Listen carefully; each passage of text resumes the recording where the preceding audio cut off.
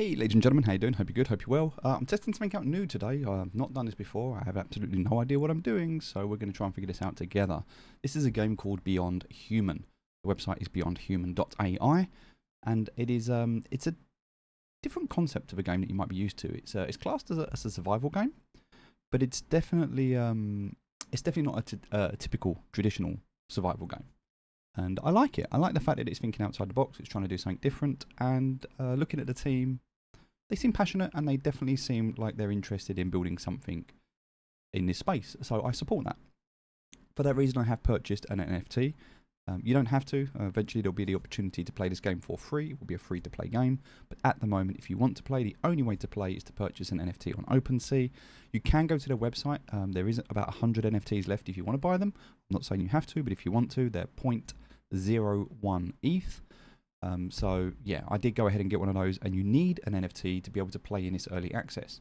So you would have to go and buy one. That being said, the game has just started, so I have no idea what's going on. It looks like it's just refreshed straight on time when it said it was going to. So this is the Discord. I'm inside the Discord at the moment. I'm talking, and it says here, this is my move. I have 2 moves this round. So this is the grid. The grid is based on how many players there are. I think there's about 88 players at the moment. We're in game 55. So there's 55 games. Now here's an interesting concept already. Each turn takes 1 real life day. And the game lasts for a week. I believe it's 5 days. I believe it's 5 or 6 days, but it lasts for a week. So when it says there's been 55 games played, that is 55 weeks. That means this game has been played for over a year. So taking that into consideration, this is the game. So what we need to do, I believe, is just have a look here. I can scroll down here, kind of figure out what people are saying. And you need to use a Discord at the moment. Now, I'm sure in the future this will be updated and changed, but for now, there's an element of strategy. It's a bit like imagine Among Us and chess on a Scrabble board. Okay, this is how I'm going to describe this game. It is Among Us and chess on a Scrabble board. All right, that's it. Because there's kind of this, there's not an imposter, but you have options. You have options on what you can do. You need to scavenge to be able to collect a currency. And that currency is, I believe it's gears or cogs or something. It says here that there's a game info, right? Game 55 starts on the 15th, ends on the 21st. So yeah, 6 days in total. There's a bonus, which is a badge, and some tokens, which are cogs. And cogs are going to be the native token to the game. So round info, round 1 of 6. Starts today, finishes tomorrow. There's 2,500 cogs available. Each round has 2 phases. So I have 2 rounds, 2 moves this round. So I need to choose...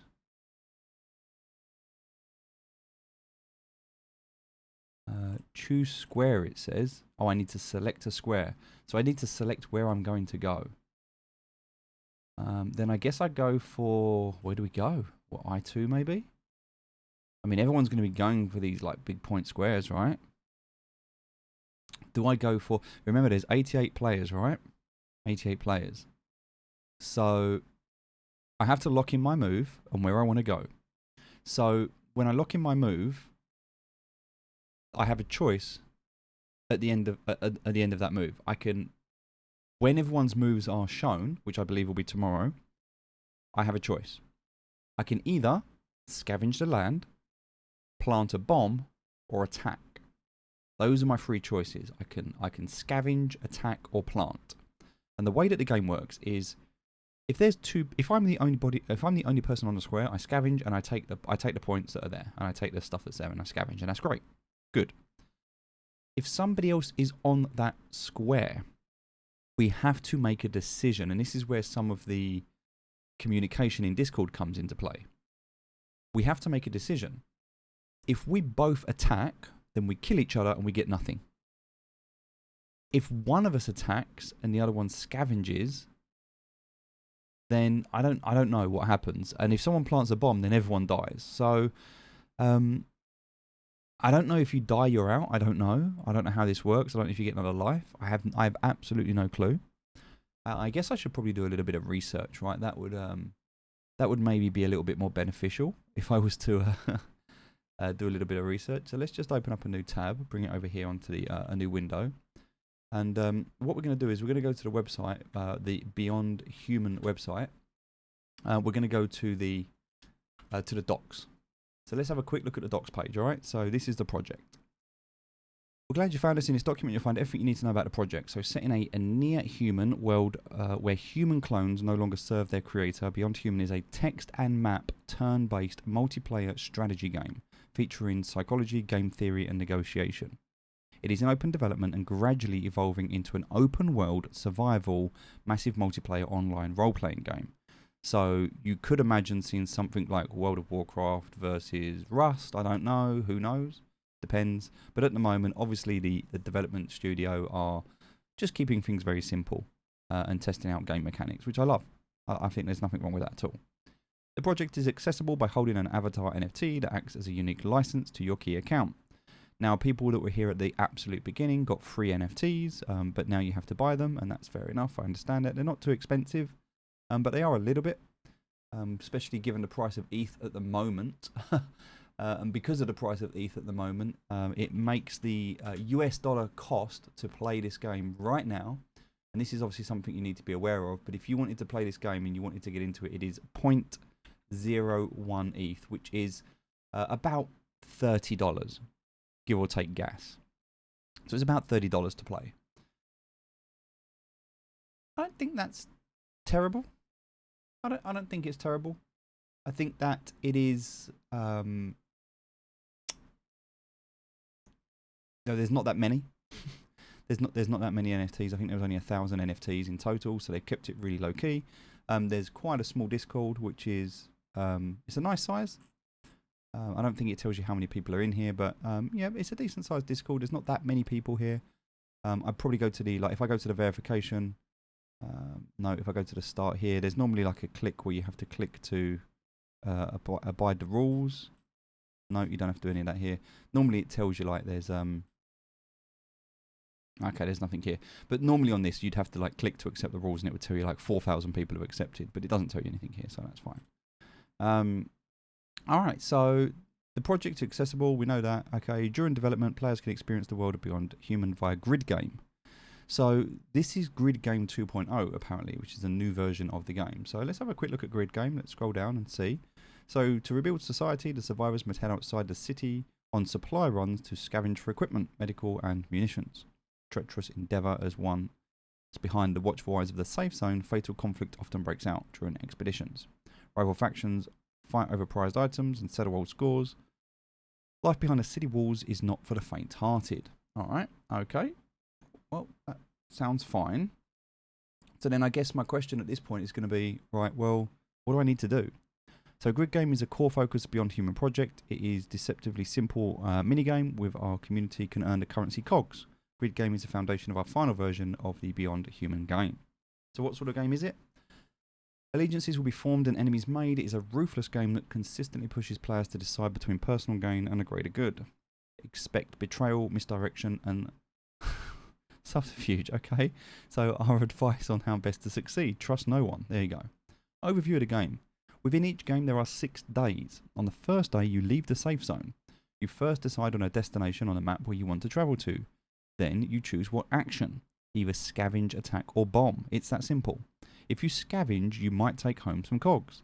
And if you attack you might steal some cogs from another player at your location. The final outcome and the success of your decision will depend upon the actions of other players who are faced with the same choices as you. Game starts once per week, currently set to 11 PM UTC on Thursdays. Each game takes 6 real-life days to complete, as the 6 game days matches real-life days. Each day cycle is split into 2 phases, movement and action.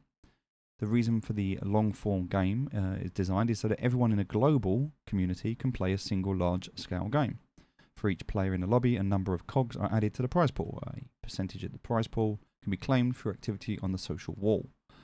Within each game, there are side missions, where players can try and win. Game modes are run on 3 variants: Classic, Elimination, or Detonate.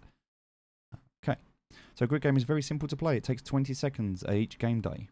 However, if you want to excel at the game, you need to put in a little time to negotiate with other players in our Discord. In the negotiation channels, you'll find players looking to broker deals, forming teams, and trying to hide their true intentions with misdirection. Alright, so this is obviously what's going to happen.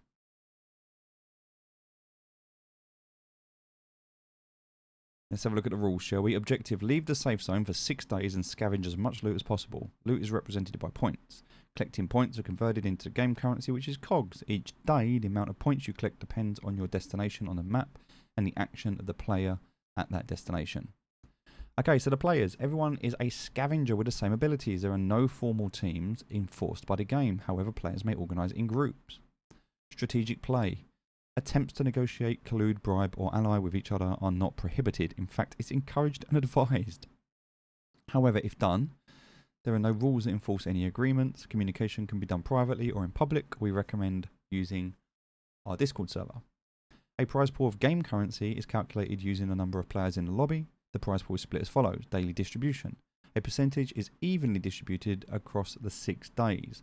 The percentage will be stated on the game page in the portal. On each day, the amount allocated to each player is proportional to the number of players or to points that they win on that day. Win a bonus. At the end of the 6 days, a further percentage of the prize pool is awarded to the scavenger who brings home the most points. Social wall. An allocation is made for each player's placement on the social wall. The map. The playing area of the map is formed from squares on a grid. The exact size depends on the number of players. More players, larger map. In the middle of the map is the safe zone. And if the map is large enough, as a result of a large number of players, there'll be a perimeter around the safe zone. Okay. Outside the safe zone and perimeter if present, there are squares with values from 0 to 3. These are points you need to collect, which are converted into game currency. Alright, the rounds. There are 6 rounds in the game, represented by 6 days of scavenging. Each round is split into 2 phases: movement and action. Players' decisions are kept secret until each phase is over, at which point all decisions are revealed simultaneously. Each player must submit their decision before the timer runs out, otherwise the round is voided. Players need to keep on the move once you've joined a game. If you don't play a round, you forfeit 1 point from your current total. To avoid this, you must choose a destination square each round, although there are no penalties if you don't take an action. Alright, so you have to log in every day. Scoring. At the end of the round, the outcomes are calculated. Every historical move that each player makes is recorded and fully reviewable by all players at all times. Actions. A player can make the following moves. Choose a destination. Players start in the safe zone or from anywhere within the perimeter, if it's present. Each round you can move up to 3 squares on the map via any combination of horizontal, vertical, or diagonal movements. Use the drop-down menu to choose an available grid coordinate to travel to. When the game is in play, you may move through the perimeter squares to travel across the map. There is no need to go around the perimeter, but you cannot enter the safe zone square. When the game is in play, you may move through the perimeter squares to travel across the map. There is no need to go around it, but you cannot enter the safe zone square. Alright, so we can go through the perimeter, but we cannot go through the safe zone. Okay.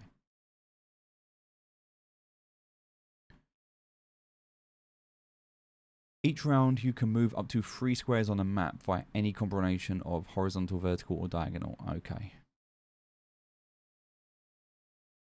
E.g. A2. Wait, what is A2? A2 is not even on here. I can't even see it. A2 or G5. Okay, whatever. Cool. Alright, choose an action. Scavenge. You pick up twice the amount of points listed on the square unless you're killed. Attack. You pick up the exact number of points listed on the square unless you're killed. Your score is doubled if you kill 1 or more players, and you receive an additional square value of the points for each of the player you kill. Bomb. You use up 0 points and spend 10 points. You pick up 0 points and spend 10 points. So a bomb, you pick up 0 points, but you spend 10. Which I guess if there's a load of players on the square, dropping a bomb could be quite good. Because, well, no, because, okay. You pick up twice the amount of points listed on the square. You pick up the exact number of points on a square unless you're killed. Your score is doubled if you kill one or more players. And you receive an additional square value of points for each player you kill. And you receive an additional square value of points for each player you kill. So if I drop a bomb on a square, do I not get like if it's 3 points, let's say it's 1 point, and I kill a player, do I not get... The score is doubled if you kill a player. So is it not 2 points? So if there's 5 people on a square and I drop a bomb, do I not get 10 points? In each game, a player may only attack a limited number of times. The default limit is 4 attacks per game. However, this may be adjusted for different game modes. You can view how many attacks you have left on the indicator on the map. Note, bombing does not count towards your attack value. Bomb cost. In order to use the bomb action, a player must have at least 10 points. By using the bomb action, they will expend 10 points, but not the cogs they earned for collecting those points. Nice. On the map, players who are able to bomb will have their avatar image outlined in red.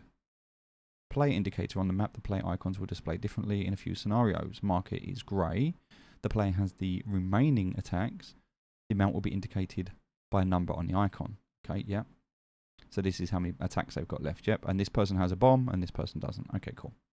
Marker is red, player has run out. Oh, the player has run out of attacks. So if it's red, the player's run out of attacks.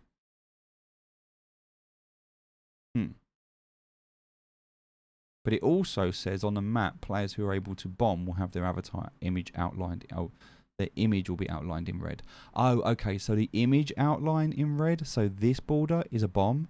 And if the marker is red, they have run out of attacks. Okay, so they're 2 separate things. Avatar image has a red outline, player can bomb. Yep, it even says it there. I just didn't read down far enough. Okay, cool. That's good. That makes sense. So player P has 3 attacks. Player R has 0 attacks, but they can bomb. Cool. That makes sense. Conflict. This occurs when 2 or more players land on the same square. This is what we need to look at. All scavengers. You take home your allocated points, double the square value. All attackers. You wipe each other out and take home 0 points. 1 attacker and 1 more scavenger. The attacker kills a scavenger and takes their allocated points. Double the square value and a square value for each player killed. The scavengers take home 0 points. So if you scavenge, you get double the points, but if someone else is on there and they attack, they kill you, you get 0, they get double. Okay. But if you attack more than 1 attacker and 1 or more scavenger, the attackers wipe themselves out. And only the scavenger takes home the allocated points. So if there's 2 attackers, more than 1 attacker, the attackers wipe themselves out. And only the scavenger takes home the allocated points. If there's a bomb on a square, the bomb destroys everything. And all players take home 0 points. 2 attackers, okay, so in this instance, 2 attackers who killed each other and 3 scavengers take home 4 points each. 1 player did not select an action. Wow. Example of play. 3 players land on a 2-point square. 2 are attackers and 1 is a scavenger. Result, the 2 attackers kill each other and return with 0 points. The scavenger takes home 4 points. That makes sense. 4 players land on a 3-point square. They are all scavengers. Result, because there are no attackers, they all take home 6 points. Okay. 5 players land on a 1-point square. 4 are scavengers and 1 is an attacker. Result, the attacker kills the scavengers, receiving a bonus for a successful kill, 2 times the 1 point of value, and additional points for each of the 4 kills. So 4 times 1 point, making a total of 6 points. Oh, wow. So 1 attacker can kill all scavengers. 3 players land on a 2-point square. 1 is a scavenger, 1 is an attacker, and 1 is a bomber. Result, all the players end the turn with 0 points gained. The bomber loses 10 points from their total.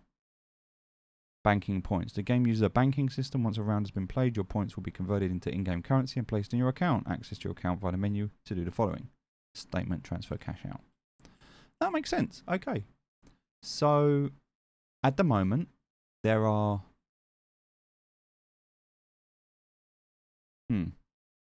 Alright, so I can move in any direction. So I can't move to I2. So if I do that, is that going to tell me I can't? You've elected to move to I2. What, can I do that though? Or am I going to just move towards that? It says I can only move 3 squares, right? So... Oh, do I start on the perimeter? Or do I start in a safe zone? Where do I start?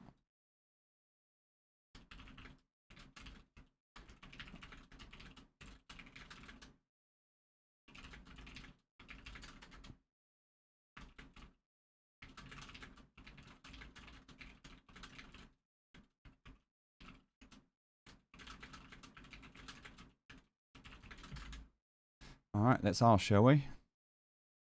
Like, can I go to I9? Can I lock that in? You've elected to move, so okay. I'm not sure what that means. I kind of want to go to I2. I don't know why. Just feeling the vibe for I2. There's also quite a lot up here in terms of 3 points. I think we go to I2.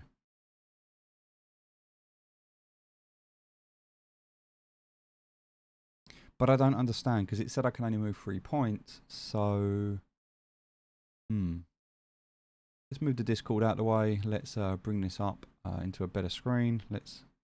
Oh, okay. So it's good that I can make that. I kind of want to make this full screen though, and I can't. Definitely feel like it'd be nice to have a full screen option.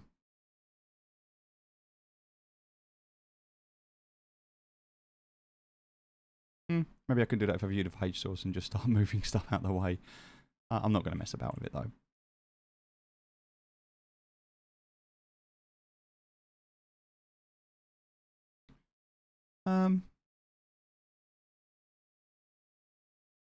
Okay, so 1, 2, 3 would be like H2.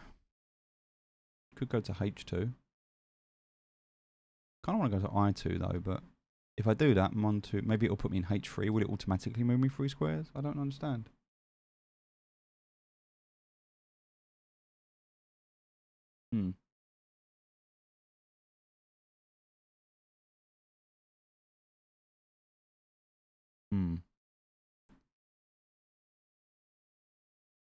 Ah, it's 3 squares from the perimeter, so we can actually move. Okay.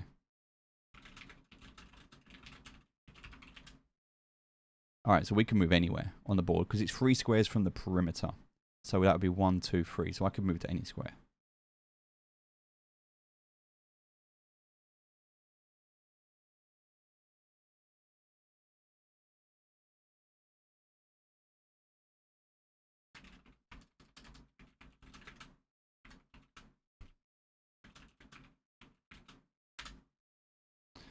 Alright. So I believe we go to I2, right? That's where I want to go. I'm going to go to I2. So we go to I2. Click next. You've elected to move to I2. Submit. Alright, I've made my move. Alright. Move confirmed. Okay. So now I can undo my move if I want to. But in 12 hours, then I need to do my action.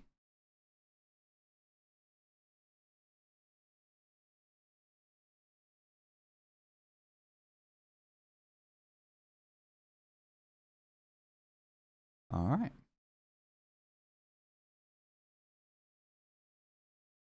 Alright, let's do this. So we're going to go there. And I guess, what do? Do we scavenge and try and get the points? If someone's there and they attacks us, we die.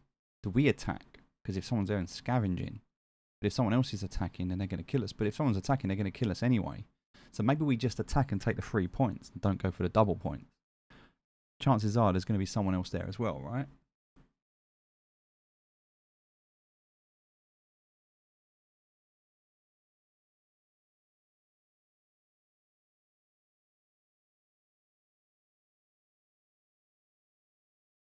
Ah.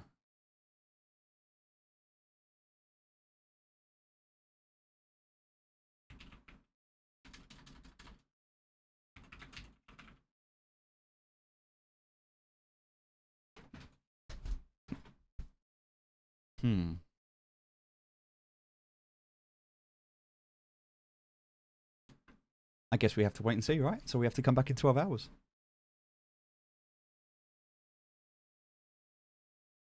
So we've moved. Then in 12 hours time, we can come back and do our action. And in 12 hours time after that, we can come back and do our move again.